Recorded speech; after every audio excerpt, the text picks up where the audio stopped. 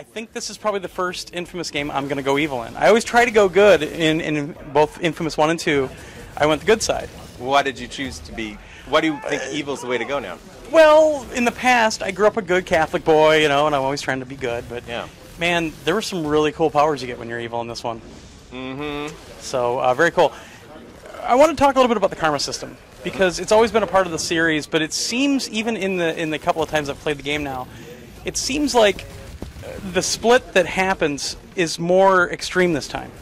And I don't know if I'm just seeing it because of the parts of the game that I'm getting into, but it just seems that way. And am I wrong?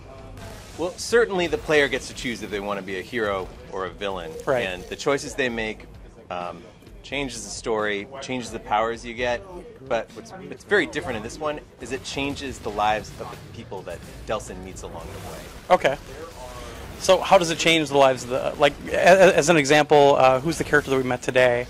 Right. So in today's demo... Fetch, right? Yeah. Delsin has met this gal, Fetch, who's kind of on the knife's edge. Okay. She kind of has these violent tendencies, and as the player, you can either stoke the fires of those and turn into kind of a ruthless killer.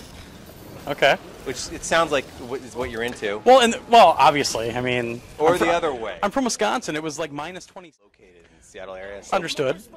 You know, when I go to work, I see the Space Needle every day. And we wanted to make a city that you absolutely believed was real. Okay. So that when we gave you these superpowers, you believe that they were real too. That bedrock of reality is totally necessary for this fantasy.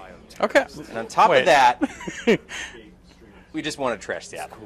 You don't go to work and not think, this is the answer that I want. Cars down the street at somebody's face. Thanks for cutting me off, jerk. In the game today, I'm going to trash your car. So is there some kind of an objective where you get a trophy for destroying 100 coffee shops? That sounds like you hate coffee. No, I just see a lot of them in Seattle. That's all. I cannot comment on the trophies right now. That is a pretty great idea, though. I love coffee, and I will never get that trophy. I love coffee as well, but I think even with 100 less coffee shops in Seattle, I think you'd still have more than enough. It's one man's opinion. Yeah, just saying. So what's the one thing that you did in this game in Second Son that you've wanted to do in the previous two games and finally you got it, you nailed it?